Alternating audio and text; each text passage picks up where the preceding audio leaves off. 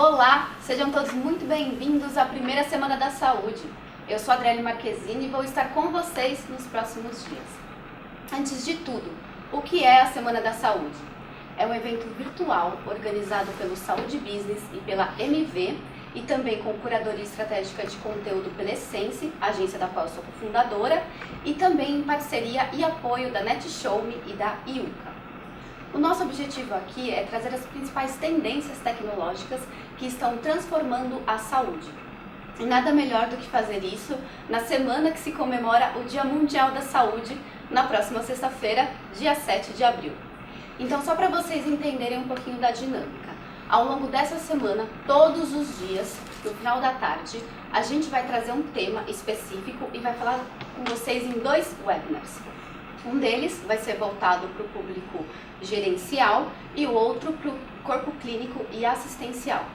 E o tema de hoje é IoT. E para isso eu trago como convidado o Avi Zins, que é diretor executivo da Associação Brasileira de CIOs da Saúde, a ABCIS, e também diretor da CareEye. A gente vai falar sobre um tema muito legal, que é Desbravando IoT em Saúde, a aplicação da internet das coisas nas instituições hospitalares. Avi, muito obrigada pela sua participação. Obrigado, pessoal. Muito obrigado por estar aqui. Obrigado pelo convite. Imagina. Das ordens. Tá certo. Então, para vocês entenderem a dinâmica, este webinar vai durar meia hora. Nos primeiros 20 minutos, eu que vou entrevistar o Avi, mas vocês vão poder entrevistá-lo no final, nos últimos 10 minutos. Só que vocês podem mandar as perguntas ao longo de todo o webinar, porque a nossa equipe está coletando essas questões. Então, para a gente começar, eu queria trazer um dado. A Intel divulgou que até 2020 vai ter 200 bilhões de equipamentos conectados à internet. E Avi, eu queria entender antes de mais nada, como a IoT afeta a saúde? Afeta em vários níveis, né? Eu acho que o grande contexto, e é isso que tem que ser entendido, é que a internet das coisas, como a gente fala de uma forma generalista, que vale para qualquer tipo de conexão entre equipamento e a internet e a nuvem, na área de saúde tem que tomar um pouco mais de cuidado. Eu tenho um costume de não chamar de internet das coisas na saúde. Eu uso um termo em inglês que eu chamo de Internet of Bodies, que em português fica esquisito, Internet dos corpos. Porque na realidade, quando a gente está fazendo a internet das coisas na área de saúde, a gente está interligando o corpo humano, e não um pedaço do corpo humano que é um objeto que se interliga nesse processo. E aí tem uma série de considerações que a gente vai poder conversar aí nesse processo, que implicam uma preocupação muito maior na utilização de soluções desse tipo dentro da área de saúde do que em qualquer outra área de conhecimento humano. Perfeito. E hoje a gente já vê a aplicação de IoT na saúde? Isso já acontece? Sim, tem inúmeras aplicações. Hoje, as principais aplicações que a gente pode citar aqui hoje, por exemplo, são as aplicações de fitness, né, de bem-estar, né, que a gente usa muito isso, relógios que medem pressão, medem capacidade de você fazer exercício físico e coisas Só uma desse tipo. coisinha, Avi, parece que os nossos espectadores estão falando que o áudio está um pouquinho baixo, mas você poderia Está um falar pouquinho um pouquinho baixo, mais alto? vamos aumentar, vamos levantar na cadeira. Então a parte de exercício físico, de nutrição, uma série de coisas desse tipo que estão entrando. Tem soluções hoje na área de monitoramento de crônicos, dos mais variados tipos. E quando a gente fala de crônicos, a gente não fala só de doentes crônicos, a gente fala de cronicidade de uma forma geral. Então, desde tratamentos de pessoas viciadas, por exemplo, em bebida, em fumo, em drogas, até situações específicas, tipo gravidez de risco, coisa que vale, e situações de cronicidades, tipo asma, hipertensão, obesidade, que eu não posso falar muito também, mas enfim, obesidade, asma, Parkinson, Alzheimer, tem uma série de enfermidades que estão sendo trabalhadas hoje com a internet das coisas efetivamente para isso.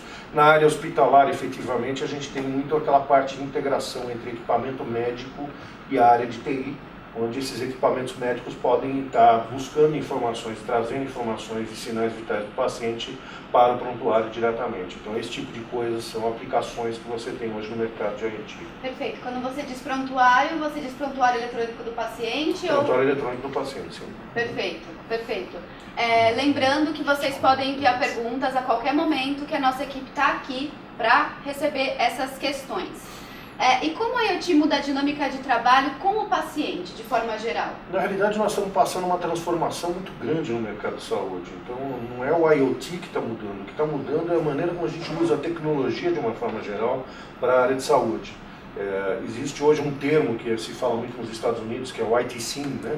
Ou medicina mais IT junto, TI mais medicina, que é a junção das duas matérias, TI e medicina, né? Ou seria em português TI medicina, TI sina, sei lá. E o IoT é parte integrante desse conceito. Por quê? Porque nós estamos mudando uma paradigma. Né? Em vez de um ambiente hospitalocêntrico, onde o hospital é quem faz todos os serviços, a gente está mudando para um paradigma onde o tratamento, o diagnóstico, o trabalho propriamente dito do paciente está sendo feito dentro do ambiente individual, do próprio paciente. E por isso esses equipamentos todos que a gente interliga vão permitir esse tipo de coisas. E isso não é só com IoT, né? Isso em qualquer área, né? Hoje a gente está falando de uma série de coisas que vêm no mercado. A gente está falando de nanomedicina, nós estamos falando de imunoterapia, nós estamos falando de uma série de novidades, vamos dizer assim, tecnologias disruptivas que estão vindo aí no mercado e que efetivamente vai ter muita tecnologia de informação acoplada a isso e fazendo trabalho. Né? Algumas vão ser chamadas de IoT, outras vão ter outros nomes. Entendi. E quando você disse daqui a pouco, dá para ter uma ideia de quanto tempo isso deve começar a acontecer? É difícil. A gente tem... Eu gostaria até de dizer isso para vocês. Assim, eu tenho uma impressão de que vem mais rápido do que a gente possa imaginar. Porque a gente já está falando hoje de ciborgues, né? Uma coisa que a gente assistia como seriado antigamente, hoje a gente já está falando muito fortemente em que as pessoas vão ter cada vez mais equipamentos dentro dos corpos delas, ligados aos sistemas, o que a gente chama de health phones, né? E isso, consequentemente, vai gerar um volume de interação entre TI e medicina muito grande no próximo futuro. Mas eu acho que algumas dessas aplicações estão crescendo forte, estão amadurecendo forte. A área de telemedicina está crescendo muito forte. Eu acho que é um mercado que vai crescer fortemente nos próximos anos. Então, eu prevejo que, pelo menos dentro desse, se você olhar o mercado de saúde, até 2020, 2021, já existem previsões de que neste período, se você não tiver pego nenhuma doença até lá, você não vai mais pegar doença. Mas são ideias de pessoas que estão nesse mercado, que vivem essas coisas no dia a dia, vivem a tecnologia e pensam nesse futuro. Um dos institutos que trabalha muito fortemente isso, eu recomendo quem puder dar uma olhada nesse instituto, é o Future Healthcare Technology Institute, a FHTI, que é um parceiro da BCIS e que traz muito essa coisa da tecnologia. Certo. Eu queria que você... Melhorou o som, não, gente? Uma pergunta. Tá passando. Os telespectadores estão bem aí? Como bastão. Usa como bastão. Tá certo. Eu queria que você falasse um pouquinho mais sobre o IoT para doenças crônicas. Hoje a gente já vê a aplicação, já dá para chamar esses aplicativos que medem o pulso, medem a corrida das pessoas como algo de IoT? Já dá para ser chamado? Sim, hoje você tem solução bastante tradicional já para diabéticos, por exemplo, para hipertensos, para asmáticos. Eu comentei algumas dessas doenças crônicas. O problema não é a doença crônica em si, o problema é como você trabalha esses aplicativos, que hoje existe uma poeira violenta de aplicações disponíveis no mercado de IoT, e eu vou falar isso num termo não depreciativo, mas qualquer médico ou qualquer desenvolvedor de sistemas hoje desenvolve uma aplicação IoT na área de saúde para controlar um monitoramento crônico. E isso é um problema muito sério. Porque nós estamos no mercado, e comentei isso no começo, nós estamos falando de internet dos corpos, nós estamos falando de internet of bodies. Né? Quando você trata uma parte do corpo humano, você não trata essa parte. O corpo humano é um ecossistema que conversa entre si, então tem que tomar muito cuidado com as informações que são transitadas com aquele pedaço do corpo, com aquele tipo de doença crônica que a gente está tratando. Por exemplo, um diabético pode ser um paciente oncológico, né? E os cuidados que você tem que ter de segurança, né? Qualidade de software, isso é uma preocupação muito grande. Hoje não adianta você pegar e desenvolver um software sem ter uma qualidade que você consiga chegar numa situação que a gente chama em saúde de errorless healthcare. Não pode ter erro no software. Se tiver erro no software, nós estamos trabalhando no ambiente mais crítico que é do mundo, que é a saúde do indivíduo. Se você tiver um problema, você pode levar ele a óbito. Um hacker pode levar a óbito, então tem problemas de segurança da informação. Você tem que ter interoperabilidade entre esse ambiente e os prontuários eletrônicos que você citou anteriormente. Então, esses softwares precisam ser interoperáveis. Então, a plataforma pela qual você usa para desenvolver essas aplicações, ela não pode ser qualquer plataforma. E tem que ter um controle, tem que ter uma governança desse ambiente por parte da área de TI dos hospitais, das corporações da área de saúde. Perfeito. Avi, eu vou precisar pegar o microfone aí com você? Eu acho que não. Os espectadores ouvirem? Acho que tá beleza. Vocês ouvem melhor agora, pessoal? A ideia é que vocês tenham uma boa experiência aqui com o nosso webinar. A gente tem mais uma pergunta aqui, mas eu convido vocês novamente a enviarem questões durante todo o webinar. A nossa equipe já está coletando algumas perguntas. E o que eu queria entender a gente fala muito da tecnologia afetando os empregos das pessoas. E eu queria entender se a IoT pode, no futuro próximo ou no futuro distante, afetar de alguma forma a relação dos enfermeiros, patologistas e outros profissionais de atendimento ao paciente, e se algumas funções podem, inclusive, serem substituídas, Avi. Vou usar o microfone. Um ponto que é importante é o seguinte: num primeiro momento, evidentemente, nós vamos estar aumentando profundamente a produtividade da maior parte desses médicos, dos enfermeiros, do grupo assistencial de uma forma forte, do grupo clínico, porque a gente vai passar a ter informação muito mais em tempo real do que está acontecendo no dia a dia dos pacientes. Por outro lado, isso não é o IT, isso é tecnologia de uma forma geral.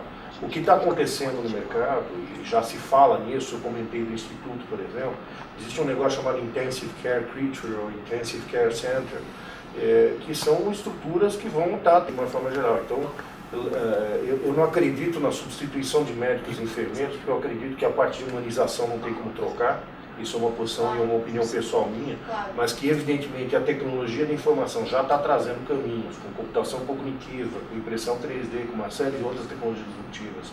Um caminho para que um médico virtual, com muito mais informação disponível, muito mais capacidade de dimensões de decidir sobre um determinado procedimento, terapia, etc., vai chegar em algum momento nisso, não tenho dúvida que vai chegar em algum momento nisso. Então, assim, nós vamos ter que saber lidar com essas mudanças nos próximos anos, sem dúvida nenhuma. Certo. E você pode dar exemplos um pouco mais práticos de quais seriam as funções, principais funções a serem eventualmente substituídas? Bom, primeiro de tudo eu já falei, basicamente você imagina que você não precisaria mais fazer uma consulta médica. Você pode fazer isso, a gente já está falando hoje fortemente em telemedicina, você pode começar a fazer cirurgia robótica com teledistância, ou seja, o médico está lá na Áustria fazendo uma cirurgia no Brasil. Então você reduz a necessidade talvez de algum tipo de especialista na região, ou coisa que o valha, né? O que é bom para regiões remotas que não tem determinado especialista disponível, mas é ruim porque de alguma forma reduz a capacidade e a necessidade de médicos na região, ou em regiões mais, vamos dizer, urbanizadas ou desenvolvidas. Agora, a tendência disso é, com a computação cognitiva, a substituição efetiva, porque você vai ter uma estrutura com muito mais inteligência e muito mais velocidade de processamento do que nós temos seres humanos no processamento de uma informação para tomada de diagnóstico, etc. E com a medida que a gente está passando para o indivíduo todas as tarefas, a gente está tendo hoje no Brasil e hoje no mundo, de uma forma geral, a gente está muito trabalhando na prevenção do paciente, né? Ou no máximo levantando alguma informação do paciente, informação diagnóstica. A tendência é que tanto a prevenção, quanto o diagnóstico, quanto a terapia vai ser feita diretamente no indivíduo. O hospital ele vai se transformar, eu tenho o costume de chamar isso de Hospital as a Service, ele vai se transformar num centro de serviço, no Intensive Care Center, que vai atender o paciente quando ele individualmente não consiga atender a sua necessidade. Ele vai ter que trabalhar na ecorregião, naquela micro-região que ele atua.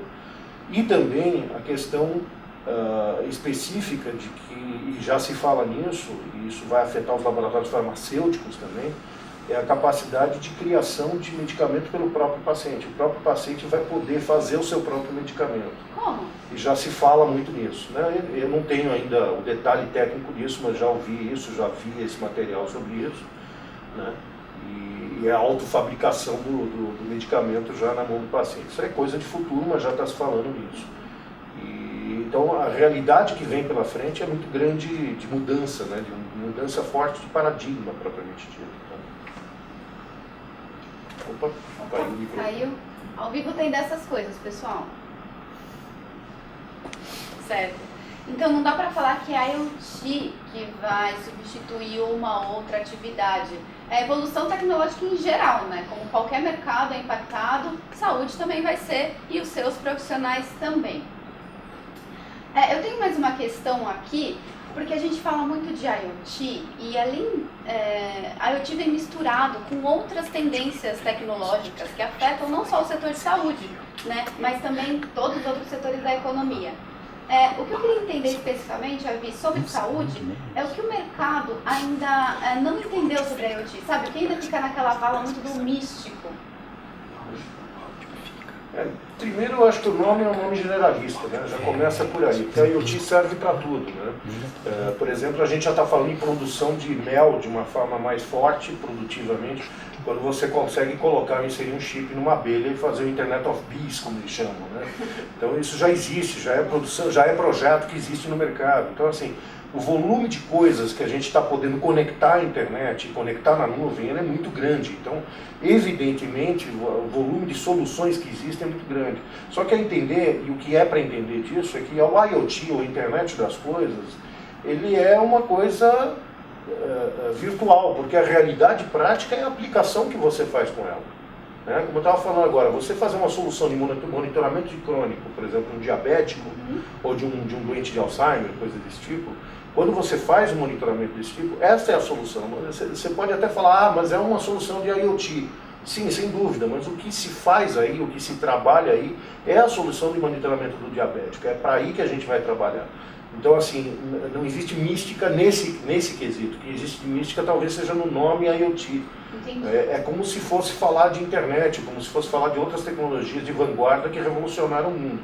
O IoT é uma dessas tecnologias que está revolucionando o mundo. Só que quando a gente aplica isso, é a aplicação efetiva que é o que a gente efetivamente vai transformar em coisa concreta e não vai ter nenhuma modificação em cima disso. Perfeito. A gente já recebeu aqui algumas perguntas. A primeira delas é muito sobre o que a gente estava falando da substituição, né, dos profissionais, e é como os profissionais podem se manter atualizados. A IoT ajuda na educação contínua e o EAD? Aqui é uma pergunta um pouco ampla, Avi, aí boa sorte na sua resposta.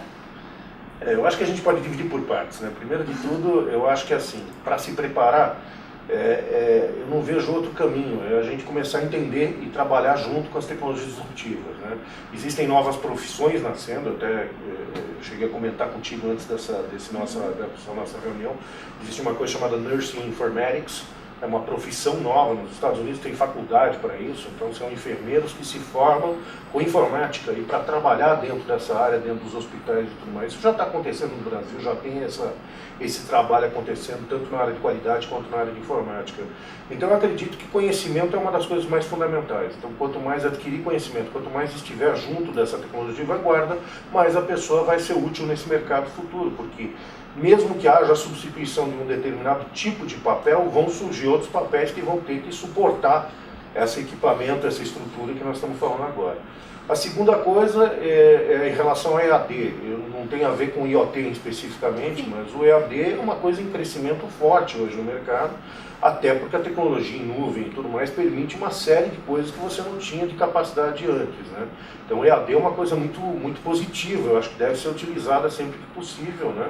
Existem vários EADs, inclusive disponíveis mundialmente, que falam de tecnologias disruptivas também. Eu tenho tido a oportunidade de participar de alguns EADs gratuitos, inclusive, nessa área. Então, acho que é recomendável para qualquer pessoa que possa fazer isso. A gente está saindo um pouco do mundo só da faculdade, só da linha de formação tradicional, para a gente poder se educar no dia a dia, né? Que eu acho que é uma coisa fundamental para nós, né? Talvez a principal transformação, né, Avi, que essas novas tecnologias disruptivas trazem aí para o mercado de saúde, é um mercado que está acostumado com atualizações sempre muito acadêmicas e extensas, e eles têm que ter uma atualização agora muito mais frequente e muito mais rápida, né, porque a tecnologia muda muito rápido. A gente tem uma outra questão aqui que também foi enviada por um usuário, né, alguém que está nos acompanhando, que quais são as instituições não especializadas em IoT? Eu acredito que, na verdade, eu falei errado a pergunta, desculpa. Quais são as instituições especializadas hoje em IoT? E ele pergunta, provavelmente alguém de Pernambuco, se tem exemplos lá naquele estado. Olha, com certeza tem exemplos em Pernambuco. Eu não recorro agora a um nome específico lá em Pernambuco, mas acredito, até posso falar lá com a Ademir Novaes, da Real Beneficência Portuguesa de Recife, eu tenho certeza que ele já está fazendo um trabalho na área de integração com equipamento médico, porque a gente chegou a conversar sobre isso. Eu não sei se esse projeto já está no final ou não, mas com certeza tem. E tem várias instituições no Brasil inteiro que fazem uso de IoT ou já estão fazendo alguma coisa nessa linha, né? Em termos de monitoramento de crônico, tipicamente são operadoras que fazem isso. Não são tanto os hospitais, mas são operadoras, porque isso é uma redução de custo daquele que é o custo principal da operadora, né? 80% do custo da operadora está nos crônicos, né? Então, quanto mais você reduz esse custo, mais você tem margem na operadora para poder trabalhar e viver e sobreviver como negócio. Então, é extremamente importante a gente ter isso e tem várias operadoras hoje trabalhando com esse tipo de soluções. Em relação a hospitais, tipicamente o que a gente está vendo é muito a integração de equipamento médico e TI, tem vários hospitais trabalhando nisso. Em Recife, se não me engano, também eu posso citar, estamos aqui num evento da MV, a Unimed Recife 3, que acabou de ganhar uma certificação RIMS-EMRAM, né, mais alto nível. Então essa certificação indica que, com certeza, eu não conheço o ambiente, eu não estive no ambiente, mas com certeza é um ambiente que deve estar fazendo trabalhos nessa direção hoje e pode ser citado em Recife. Pernambuco, em geral, é uma área, é um dos estados, isso a gente tem pelos dados que a gente tem na BCIS mesmo, é um dos estados mais desenvolvidos em termos de TI em saúde hoje no Brasil. Maravilha. Então, pessoal, a gente está chegando aqui na reta final do nosso webinar, mas ainda dá tempo de vocês enviarem as suas perguntas. Eu tenho algumas perguntas aqui que já foram encaminhadas e uma delas é uma pergunta bem interessante. É uma coisa que se fala sempre quando aborda a evolução de tecnologia, da informação no Brasil, é o fato de que o acesso à internet, a conexão de forma geral, a infraestrutura, ela é limitada no Brasil. Aí esse nosso espectador pergunta, é possível evoluir com IoT ou com outras tecnologias mesmo assim? Com certeza. Eu vou citar vocês, eu tenho um prazer enorme de citar isso para vocês, porque é uma pessoa que eu tenho um carinho muito grande, é uma empresa chamada Diagnext, que teve a oportunidade de desenvolver um projeto de teleradiologia na Amazônia. Vocês imaginam a Amazônia, a Alta Floresta, é um ambiente que não tem nem last mile, não tem link para desconectar. É o ambiente mais hostil que existe no Brasil em termos de estrutura, de infraestrutura. E esse menino, ele desenvolveu um hardware e um software que conversa com o ambiente de satélite e tudo mais, e ele consegue compactar imagens médicas, DICOM, padrão DICOM, e ele consegue transmitir essas imagens dos pontos da Alta Floresta, onde ele está fazendo as medições com equipamentos móveis, né, para a central de laudo de Manaus, e isso retorna imediatamente de volta para poder fazer a prescrição médica antes que a pessoa volte para o meio da floresta. E ele salvou muitas vidas com isso, porque ele fez um projeto com mamógrafos móveis. E o mamógrafo, não sei se você sabe, a mamografia é um dos exames com mais dificuldade de compactação dentro da área de tecnologia de informação, porque se você compactar uma vez sequer essa imagem, e não for uma boa compactação, você simplesmente perde precisão diagnóstica. Então, foi desenvolvido na Amazônia, tem outros projetos muito interessantes, esse é um que eu posso citar, porque ele ganhou prêmios, eu conheço bem essa estrutura. Então, com certeza, há infraestrutura para isso. Estão sendo desenvolvidas outras formas de comunicação a nível mundial, é um chamado Long Range One, né, que eles estão usando bastante LoRaWAN e coisas desse tipo. Então, com certeza, nos próximos tempos, nós vamos ter outras coisas de infraestrutura. Eu acho que a infraestrutura não deve ser limitante. A gente já viu esse projeto na Amazônia, que nós temos criatividade, capacidade dentro do Brasil para fazer acontecer sem necessidade de a gente achar que a gente não consegue chegar lá. Se a gente quiser fazer, a gente faz. Obrigada, Vitor. Uma pessoa questiona qual a aplicação da IoT na saúde pública especificamente. Você pode falar um pouquinho sobre isso? Eu não vejo... Opa! Ao vivo, pessoal. Ao vivo. Eu não vejo muita diferença entre saúde pública e saúde privada, só uma questão de financiamento, né? O problema maior do IoT, de uma forma geral, de uso de tecnologia de uma forma geral na saúde pública, é o fato de que não há como financiar essa tecnologia. Então, eu acho que existem caminhos hoje, a gente está falando muito de cloud, nós estamos muito falando de compartilhamento de aplicações, nós estamos falando muito de BPO, que é o que a gente chama de Business Process Outsourcing, ou terceirização do processo de negócio, não estou falando de terceirização de mão de trabalho aqui. Então, assim, são formas que a gente tem de conseguir baixar o preço de maneiras tais que o setor público possa efetivamente fazer frente a esse tipo de projetos, né? E eu acho que o setor público tem uma vantagem seríssima, porque tem gente de muito conhecimento dentro de estruturas públicas, em saúde principalmente, e eu tenho acompanhado isso de perto, são pessoas extraordinárias, que são profissionais de carreira dentro do setor público. Então eu acredito que muitas empresas poderiam estar fazendo trabalhos de PPPs, por exemplo, coisas que valham, de parceria efetiva com o setor público para desenvolver coisas novas, inovações e criações novas dentro do mercado de saúde. Isso já está sendo feito no HC com várias situações. Eu posso citar o projeto da UTI 4.0, que está sendo tocado no Hospital das Clínicas hoje. Tecnologia não é IoT especificamente, mas faz parte do IoT dessa solução. Então, assim, a gente tem, com certeza, caminhos pelas quais a gente consiga levar para o setor público soluções de primeira, ou até o setor público participar de uma forma mais efetiva até no desenvolvimento de coisas novas que possam servir para o mercado privado no Brasil. Perfeito. A gente também tem mais algumas questões aqui também enviadas pelo público, e uma delas, a gente estava até programando para perguntar mais no final do webinar, mas as pessoas já se adiantaram. Como fica a questão do sigilo do paciente com os dados indo para a nuvem? Ainda é uma questão específica de IoT, né, uma coisa geral, mas esse acesso a esses dados dos pacientes ficam ilimitados, uma vez que estejam nas nuvens, né, na nuvem? Primeiro que isso não é uma realidade, a gente tem que tomar um pouco de cuidado. Qualquer meio de informação que a gente tenha, seja ele papel ou eletrônico, ele tem risco de vazamento. Eu dei uma palestra uma vez sobre segurança de informação, muitos anos atrás, em Santa Catarina, onde a preocupação era o prontuário eletrônico. Mas espera aí, então o paciente vai estar no material eletrônico, então vai ter vazamento, né? E eu falei para eles, olha, se você guardar um papel num arquivo, qualquer pessoa pode entrar e acessar o arquivo. Então, a questão não é o meio pelo qual se guarda a informação, a questão é como que você se resguarda dessa informação. Então, um grande ponto aqui é você se garantir. Então, aquilo que eu já tinha comentado antes, um hacker invadir, coisas desse tipo, nós precisamos ter os melhores procedimentos, e podem ter certeza disso, os melhores procedimentos de segurança de informação. Existem hoje procedimentos de segurança de informação específicos para cloud. Então, tem empresas de fornecedores de mercado de tecnologia de informação que desenvolveram soluções de segurança de informação específicas de cloud, garantindo todo um processo, um sequenciamento de segurança dessa informação. E quando eu falo de segurança da informação, eu falo não só na questão da privacidade do paciente, que eu acho que é o teor da questão, mas também na própria segurança do paciente. Que imagina que você transmite informação ou receba informação que não condiz com aquilo que você precisa aplicar no paciente. Por exemplo, o paciente recebe a informação de que ele tem que tomar insulina quando ele não precisa tomar insulina e o risco que isso pode causar. Então, assim, dentro desse mercado, segurança é uma das principais atividades. Disponibilidade também.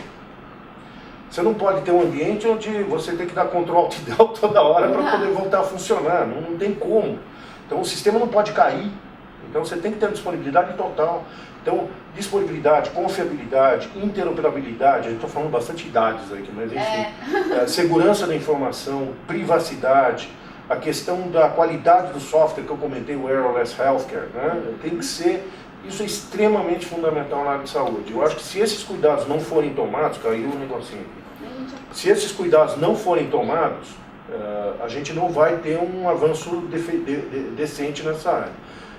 Eu acho que são cuidados que têm que ser tomados. O que é importante também entender é assim, a gente tem uma mania, e isso é uma mania bem brasileira, burocrática brasileira, de regulamentar as coisas, né? Eu acho que a gente tem que estar cada vez mais tratando de padrões, cada vez menos regulamentado. Eu acho que a gente tem que ser muito coerente com aquilo que a gente vai desenvolver ou trabalhar dentro da nossa empresa. Nós temos que ter responsabilidade naquilo que a gente assume e faz no nosso trabalho, na nossa instituição, no nosso ambiente, na nossa secretaria, onde a gente estiver trabalhando.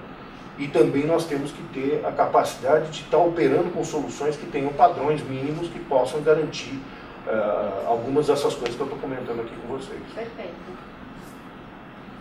Pessoal, a gente chegou nos nossos últimos minutos do webinar. Infelizmente, a gente não vai poder responder a todas as perguntas, mas a gente faz o envio das respostas posteriormente. Alguém perguntou aqui rapidinho onde encontra o material sobre IoT em saúde. Além, claro, do portal Saúde Business, você também pode encontrar no site da MV, onde tem uma seção blog e materiais educativos que tem muito conteúdo sobre isso. Avi, eu queria agradecer mais uma vez a sua participação, foi ótimo, com as intempéries aí do ao vivo, né? Todo ao vivo tem, mas muito obrigada. E vocês estão aí, aguardem, porque em meia hora, começando às 19h, a gente tem o segundo webinar do dia. Ele vai ser nos bastidores da digitalização. As exigências que um ambiente ultraconectado demanda da gestão, da segurança da informação e do empoderamento do paciente. Quem vai falar com a gente sobre isso é o Cleiton Simão, que é diretor corporativo de TI da rede São Camilo de Hospitais. Então fica com a gente e até daqui a pouco. O Avi quer falar uma coisa rapidinho. Só uma propaganda final, né? Eu faço parte de uma associação, como você falou, a ABCIS, que é a Associação Brasileira de CIO Saúde, que representa os gestores de TI, de saúde e farmacêutica no mercado brasileiro. E ali na ABCIS nós estamos tomando uma série de ações justamente para fazer com que a tecnologia de informação entre na área de saúde de forma decente, de forma forte e que efetivamente ajude a melhorar a qualidade, a segurança e a agilidade do atendimento ao paciente. Tá? E qualquer informação extra também eu também deixo à disposição de vocês aqui o endereço da minha empresa, o telefone da minha empresa, de consultoria. Estou às ordens para qualquer projeto que vocês queiram também. A propaganda a gente tem que fazer também. Né? Obrigado. Tá certo, Avi, muito obrigada. Obrigada, pessoal. Até daqui a pouquinho.